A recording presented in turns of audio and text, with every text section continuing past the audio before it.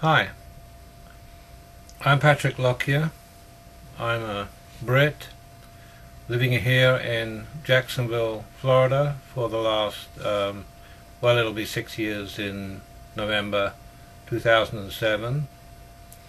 I came here and lived first of all in Pensacola and was there when the big Hurricane Ivan happened. And then in 2005 I moved to Jacksonville, Florida, which is where I live now.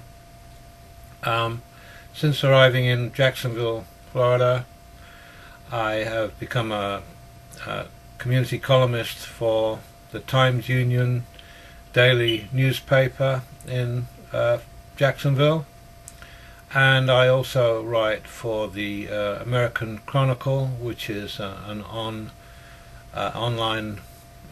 magazine that goes out to 24 different cities in America. And I have some 8 or 10 articles that I've written for the American Chronicle over the last 4 months, and I'm proud to be able to say that in my readership during that time, over 7,000 people have read my articles. That's not to say that they agree with them, but that they have in fact taken the time to read them. Some of my articles are on news events that have happened during that time. Some are to do with soccer, and there's one to do with the gay issue, and quite a few to do with politics, particularly the business of our allies being in Iraq. There's some articles about Tony Blair and the British attitude towards the supposed war in Iraq and things like that. And I do have several articles where I kind of take exception to the right-wing radio jocks such as Sean Hannity, Neil Boortz, and on to a lesser degree Rush Limbaugh, although I don't find myself agreeing very much with anything that those three guys have to say. I'm not a liberal. I don't consider myself to be a liberal. I was a conservative, voting for Maggie Thatcher for most of my time in Britain. I was in the military for 9 years. I was in Berlin when John F. Kennedy made his statement about Ich bin ein Berliner, and I felt exactly the same, and stood there. And I also went through Checkpoint Charlie with senior officers just to show that we were allowed to, and we did it for the hell of it basically, and we stood up to the Red Army, which I thought was the really big challenge in my lifetime to safety and security and the problem of a possible nuclear war. What I take exception to with the right-wing jocks, particularly Sean Hannity and to a lesser degree Neil Boortz, is the way that they seemingly try to scare people. It seems to me that they are telling you that every city is in danger in America and they're going to come over here and get you and such like, which is plainly ridiculous when the nuclear capability of America opposed to these people who just live in dust bowls, and there might be a threat from the Muslims in a pathetic small degree, but for everyone to be told that if we don't win the war in Iraq, that they're going to come here and get us is plainly scaremongering, and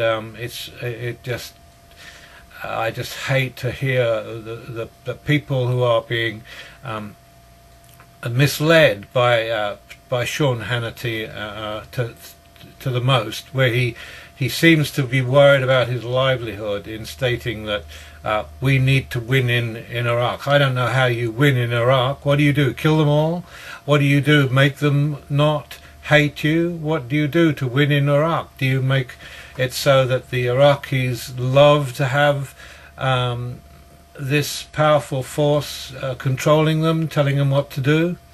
As a Brit, I know that I would not take kindly to being occupied and invaded, and no matter how we try to gloss it and make it different, the bottom line is that we did invade Iraq and we do occupy Iraq, and they don't like it. And this winning the war in Iraq stuff is nonsense. They are going to be opposed to that until we clear out of there, and just as we would be the most awful insurgents if they occupied us here and were this major force that we are in the world as allies, America and the UK. And yes, we have to get out of there and we have to do things differently, and I hope that the Fair Doctrine bill comes into place so that these people like Sean Hannity, as I say, and to some extent Neil Bortz and Rush Limbaugh, can stop misleading the American public into thinking that we need to be in Iraq killing people and we can't win the war in Iraq unless we are there controlling them. Whenever we get out of there, it'll be a different country. Whenever we get out of there, there will be people going into that country who do not like America. And there are people all over the world who do not like America. You can't win the war in Iraq if you state that winning the war in Iraq is being in a scenario where people do not hate us anymore, where they love us and are pleased to have us there. Well, forget it. It's not going to happen. But we absolutely must stop misleading ourselves into thinking that the Iraqis are going to at some point love us and we will have won the war. Whichever way you look at it, when we come out of there, there'll be some who say it's surrender, there'll be some who say it's appeasement or whatever.